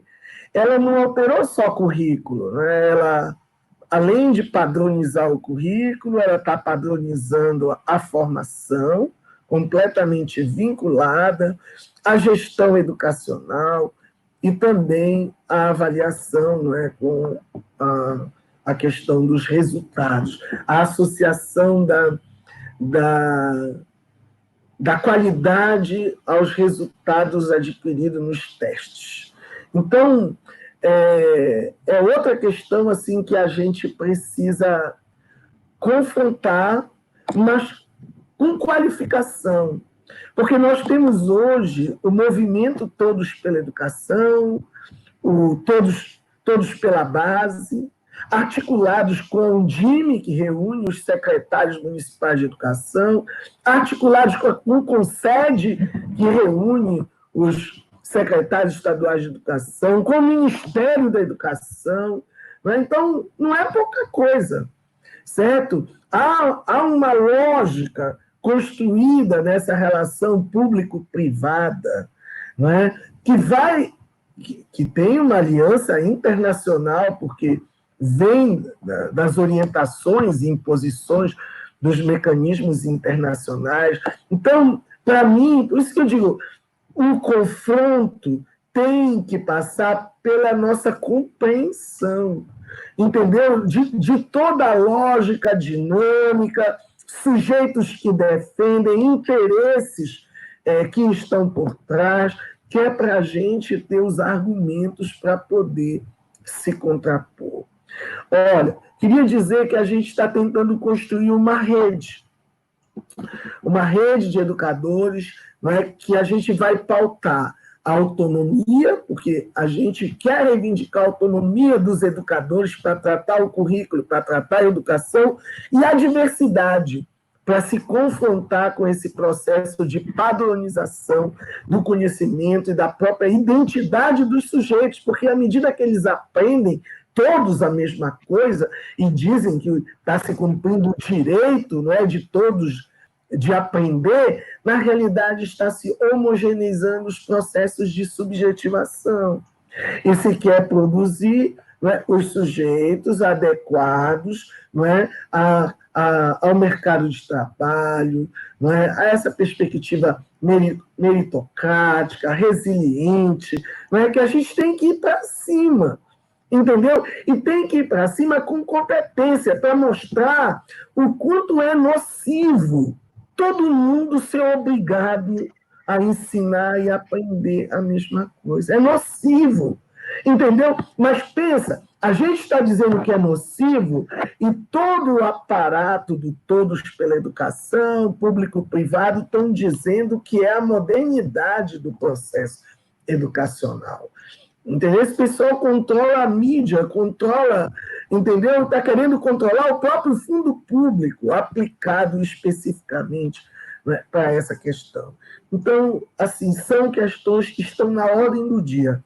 Se a gente quiser pensar a escola do campo, se a gente quiser pensar a relação com a alternância, entendeu? Nós vamos ter que enfrentar. Agora, ensino remoto e a própria BNCC e todos os seus tentáculos, porque não termina na questão do currículo, né? Envolve todos os processos. É isso. Obrigada, Salomão. Infelizmente, nessa ferramenta, nós não temos o tempo que gostaríamos de ter. Então, nesse sentido, eu vou levantar só duas questões que apareceram várias vezes aqui no grupo, e ao respondê-las, vocês já aproveitam e já fazem as considerações finais, porque aí nós estamos no nosso tempo de encerrar o nosso programa de hoje. Antes disso, eu gostaria de cumprimentar o Zanete, Joselma de Pernambuco e nossa companheira Celi Tafarel. Um abraço fraterno para as três. Inclusive, Celi está pedindo para avisar que vai ter o seminário de Escola da Terra da UFBA. Então, vamos lá prestigiar. Abraço, queridas. Tem duas questões que eu acho que é interessante que vocês possam já tratá-las e, ao mesmo tempo, a gente já possa fazer as considerações finais. Várias pessoas colocaram aqui se vocês consideram que a alternância contribui para o fortalecimento da identidade camponesa. Mas a grande inquietação que surgiu aqui no grupo é como trabalhar essa questão da alternância na educação de jovens e adultos e como trabalhar essa questão da alternância, principalmente com os jovens dos anos finais do ensino fundamental, que tem uma grande resistência em se reconhecer como, segundo a pergunta feita pela Rita, tem grande resistência em se reconhecer como uma identidade camponesa. Então, como é que vocês veem esse desafio? E o companheiro Guilherme, lá do Sul, fez uma questão que eu acho que vocês podiam também trazer ela para terminar, que, assim, como é que vocês veem a pedagogia da alternância contribuindo para o diálogo dos saberes na universidade, e se vocês acham que a pedagogia da alternância tem fortalecido o tripé ensino, pesquisa e extensão. Então, com essas duas questões, vocês poderiam tratar delas e, ao mesmo tempo, já fazer as considerações finais, para que a gente possa ir encerrando o nosso TV FONEC de hoje. Ludmila, Salomão, quem quer começar agora? Ludmila?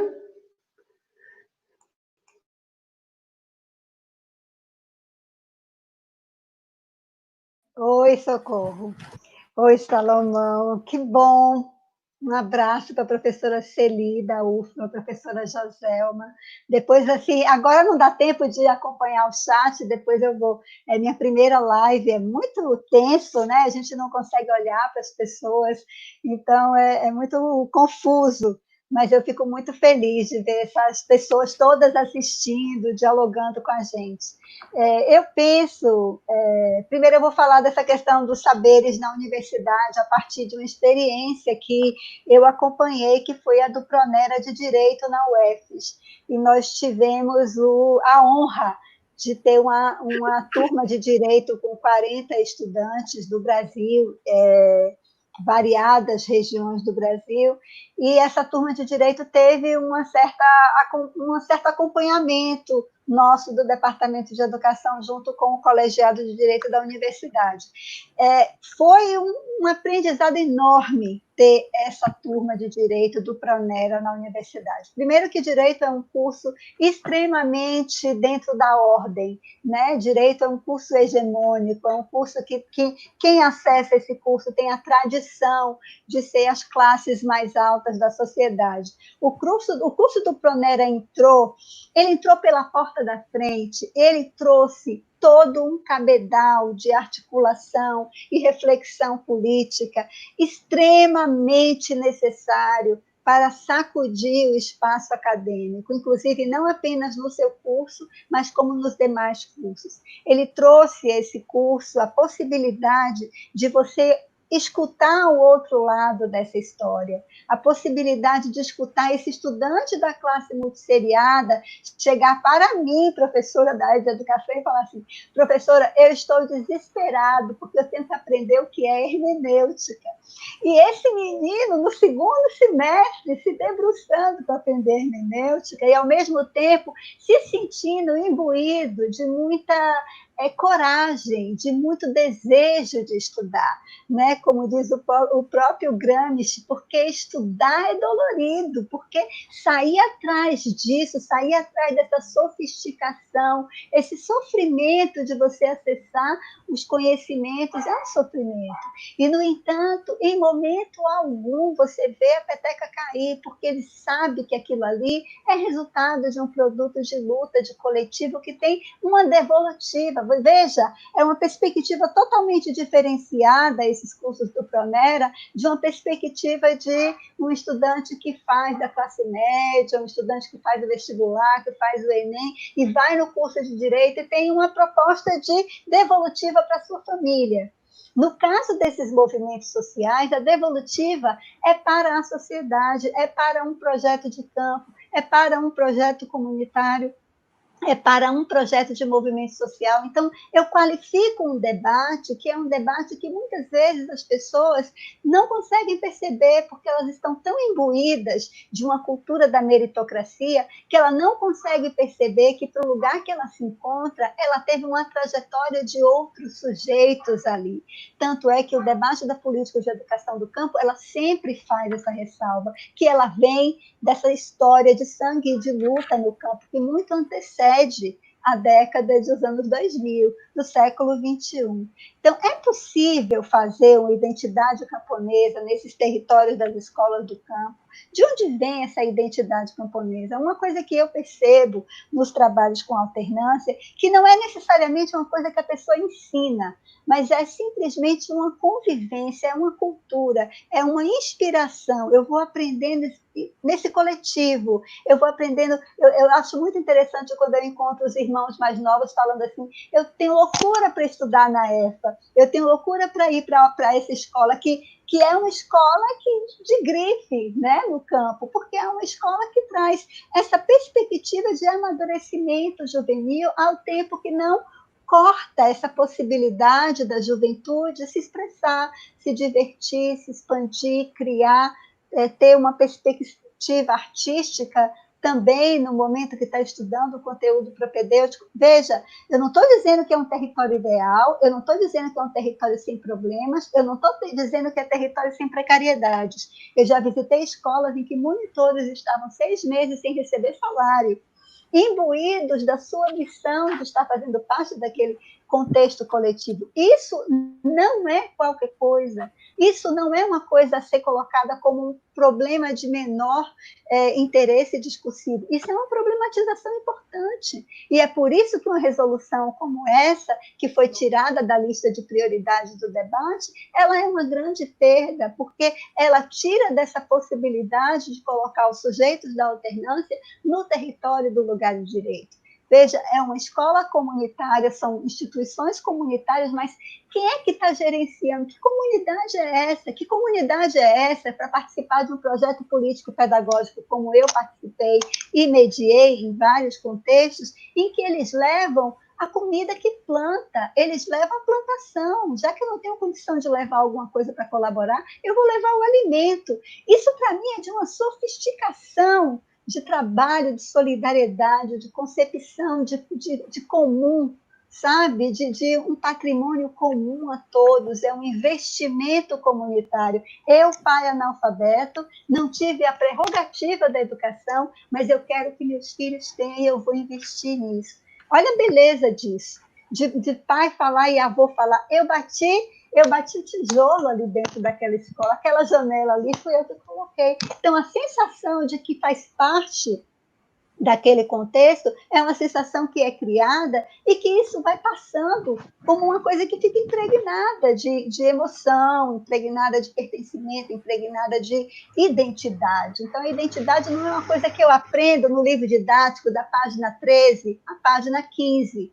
A identidade é um processo de construção de valores, de construção de reconhecimento do legado, do que é nessa disputa por um lugar ao sol num Brasil tão desigual. Eu preciso do outro, eu preciso de compartilhamentos de lutas sociais, eu preciso de coletivos sociais. A Vera Silva Teles fala dos sujeitos falantes, eu preciso dos sujeitos falantes, emancipados, que consigam expressar essa, como é que eu diria, essa privação social a partir de um desejo que é emancipatório. Não é um favor, não é uma conquista meritocrática, é um direito emancipatório. E os direitos, eles estão numa sociedade neoliberal o tempo todo se confrontando, porque a sociedade neoliberal ela gosta de anunciar o direito social, mas efetivá-los é difícil, efetivá-los custa. Pensar que a escola é despesa, não é investimento, é o grande nó da questão. E nós precisamos fazer esse enfrentamento. Eu acho que é um pouco por aí. Eu não sei se está tudo dito, mas não está tudo dito. De qualquer forma, eu passo para o Já aproveita, faz suas considerações finais, Ludmila. Finais de agradecimento. Estou muito agradecida mesmo, assim, muito bom. A minha estratégia para ficar calma é olhar o rosto de Socorro e de Salomão, que estão sempre sorrindo, e me dá um certo acolhimento, assim, eu não vejo, porque talvez se eu estivesse numa plenária com tanta gente importante, né, dos professores aos pais, aos teóricos, eu ia ficar mais descabriada, mas eu olho para vocês dois e eu me sinto acolhida. Então, fazer essa live não foi tão difícil como eu imaginei que seria. Eu agradeço muitíssimo a oportunidade, deixo um abraço para todos que assistiram e tenho vindo ver essas lives, porque eu sinto que essas lives nos inspiram para a gente conseguir ficar altivo diante de todos os ataques que nós temos sofrido nos últimos anos. Então, nós não vamos nos arrebatar, nós vamos nos juntar e vamos pensar as estratégias possíveis de superar, porque nem todo mal é para a vida toda, né, gente? Então, a gente vai conseguir pular essa fogueira, e vai pular e cair de pé. É essa a proposta. Muito obrigada, Socorro. Muito obrigada, Salomão. Um beijo a todos. Depois eu vou ler no chat quais foram os comentários. Com certeza, Ludmila. Muito grata à sua fala. Maravilhosa, emocionada, vivida. Diz que isso aí é saber de experiência feito e refletido criticamente, viu?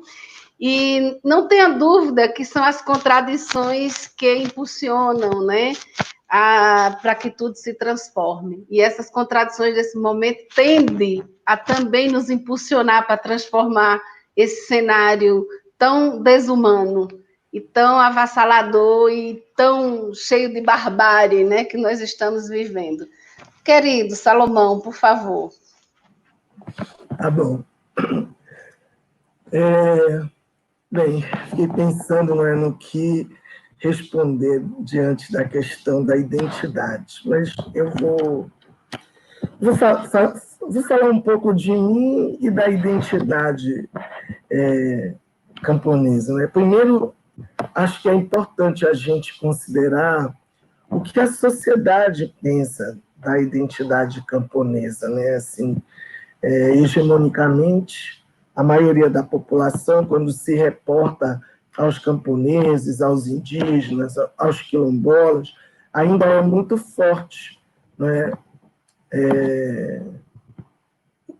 Os anos todos formativos do processo de colonização, não é? Eurocêntrico, então é aquela ideia, né, de serem povos primitivos, de serem povos sem cultura, sem perspectiva, que cuidam só da sobrevivência, que é uma palavra que eu tenho tentado riscar do meu vocabulário, porque não é verdade. São os povos do campo que cuidam da existência de todos nós, não é, com a diversificação da alimentação, do que a gente consome. Não é? Então, isso não é um fator que a gente possa desconsiderar. Segundo, a gente precisa pensar assim, quem são hoje a maioria dos educadores que atuam nas escolas do campo? Uma grande maioria são pessoas que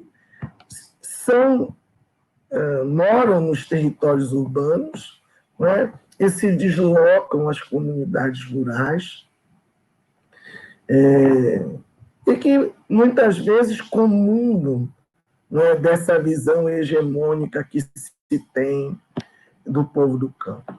Ainda que no contato, né, muita gente vai ressignificando essa ideia, porque com toda a distância que às vezes tem o deslocamento, o afastamento da família, mas a maneira como as comunidades do campo, quilombola, indígenas, elas nos recebem, elas nos acolhem, elas são autoestimuladas com relação à questão do conhecimento, do acesso à escolarização, à aprendizagem, com todas as adversidades que elas enfrentam. Então, isso vai mudando muitos desses professores. Mas eu fiquei pensando assim, mesmo no caso da licenciatura em Educação do Campo, não é, que nós tivemos os concursos públicos, não é, para a ocupação das vagas, quantos desses professores não tinham a mínima relação com o campo, com o movimento, não é, com os territórios?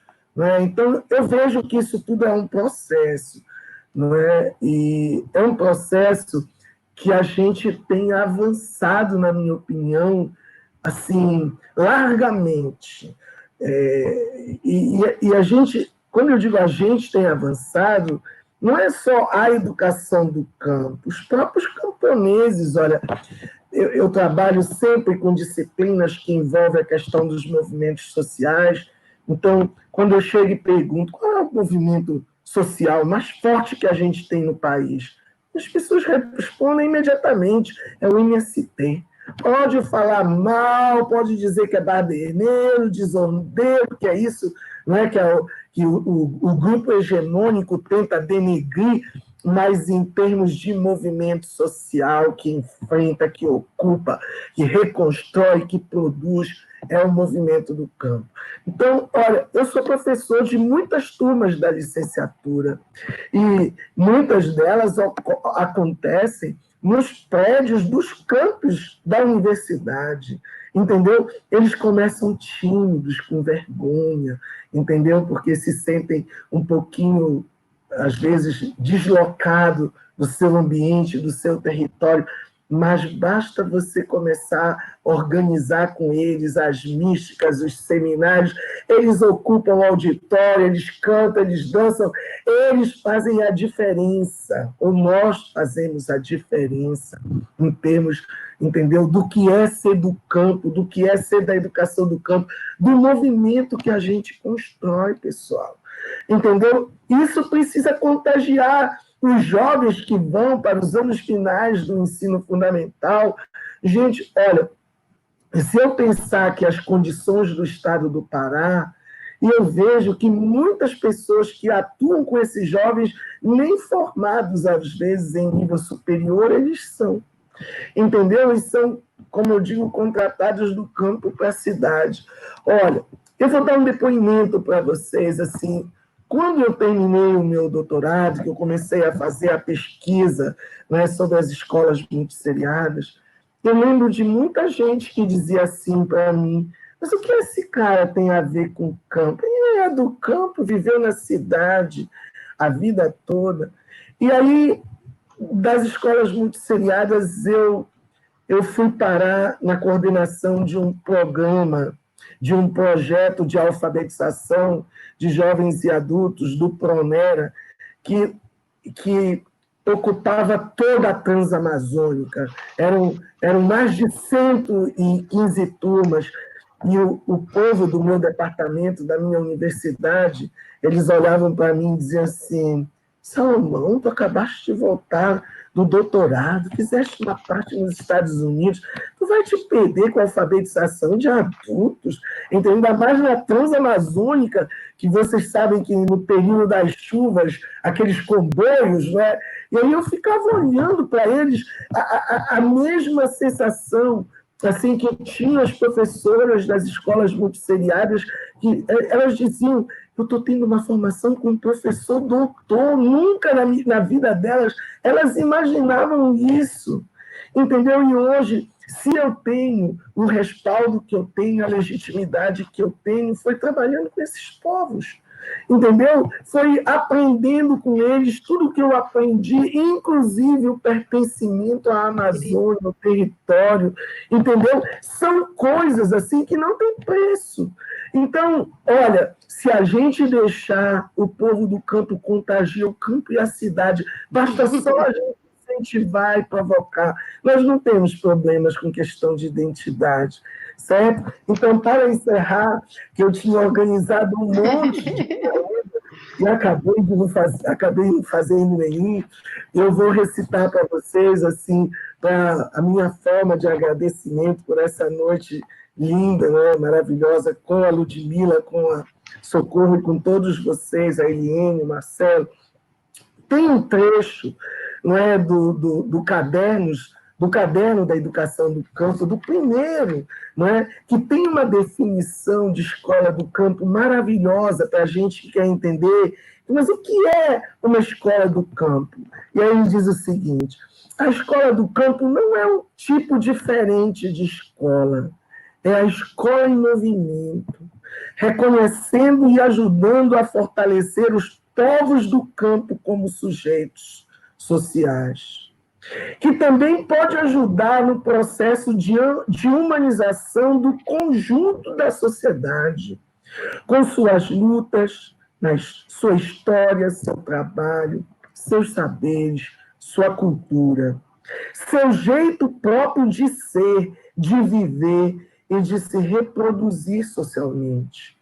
A escola do campo é aquela que trabalha desde os interesses, a política, a cultura e a economia dos diversos povos do campo.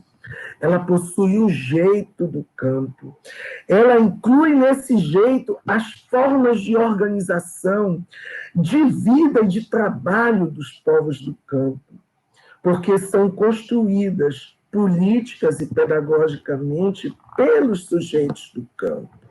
Porém, ela somente será construída nessa perspectiva se os povos do campo, em sua identidade e diversidade, assumirem esse desafio.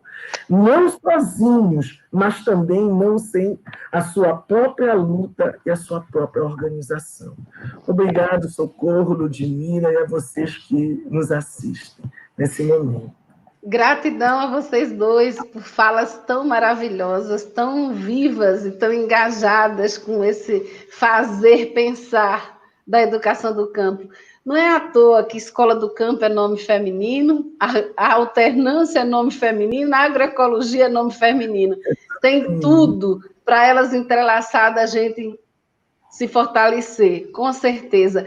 Tem terra muita gente aqui, ó, e terra, a terra, né? É, antes de tudo, o nome, a floresta, as águas, são todos nomes femininos que se entrelaçam, né? E que nos fortalecem, nos retroalimentam para essa reinvenção. Tem muita gente aqui, ó, muita gente aqui no chat pedindo assim, tem que ter outra live sobre alternância, tem que ter discussão sobre alternância, a gente precisa fazer uma discussão específica de alternância, pensando nas licenciaturas, que estão vivendo um grande desafio nesse momento, inclusive pela não institucionalização da alternância nas universidades. Como é que nós vamos fazer isso? Então, vamos pensando aí, né, FONEC, TV FONEC, como é que a gente vai contemplar essas demandas. Eu gostaria muito, nessa finalização, agradecer imensamente a todo mundo que esteve conosco até agora. Dê um like aí no nosso TV FONEC. Nós precisamos fortalecer esse canal como uma estratégia fundamental para o Movimento da Educação do Campo, para o Fórum Nacional da Educação do Campo, estar dialogando com todas as lutadoras e lutadores que, na sua base, estão fazendo isso acontecer. Então, por favor, muita gratidão ao Brasil de Fato pela contribuição que tem dado ao TV FONEC, a expressão popular. Marcelo Cruz, querido, obrigado pelo apoio e o suporte técnico. Eliene, Erivan e Clarice, que estão no cotidiano fazendo essa TV acontecer. Maravilhosa para o nosso movimento. Não vamos esquecer, Vota Fundeb, faz parte desse processo de fortalecimento da Escola do Campo, nesse momento que nós estamos vivendo. E eu gostaria de dizer que, para a gente poder ir encerrando esse momento, além de agradecer a todo mundo que está nesse momento nos assistindo, eu me lembrei de um poema de Bertolt Brecht que diz assim: nós vos pedimos, com insistência, nunca digam, isso é natural. Diante dos acontecimentos de cada dia, numa época em que reina a confusão, em que corre o sangue, em que se ordena a desordem, em que o arbítrio dá força da lei, em que a humanidade se desumaniza, não digam nunca, isso é natural. Não é natural. Eu vim com a camisa hoje, Educação para além da barbárie, né? Educação para além da barbárie, porque nós precisamos acreditar na territorialização da solidariedade, nós precisamos acreditar na territorialização do bem viver. Viva a Escola do Campo, viva o nosso povo do campo, viva os educadores e as educadoras que fazem a Escola do Campo acontecer. Boa noite, muita gratidão a vocês e nós vamos continuar firmes na luta. Nós estamos em batalha de ideias, vamos nos organizar, organizemos a educação com armas teóricas e críticas e, antes de tudo, com muita amorosidade para a gente vencer essa guerra. Abraços em todo mundo, boa noite, muito obrigado, gratidão Salomão, gratidão Ludmília, por falas tão preciosas para a nossa reflexão. Valeu, saúde para todos. Valeu, se cuidem, cuidem dos outros. Pode deixar. Um abraço.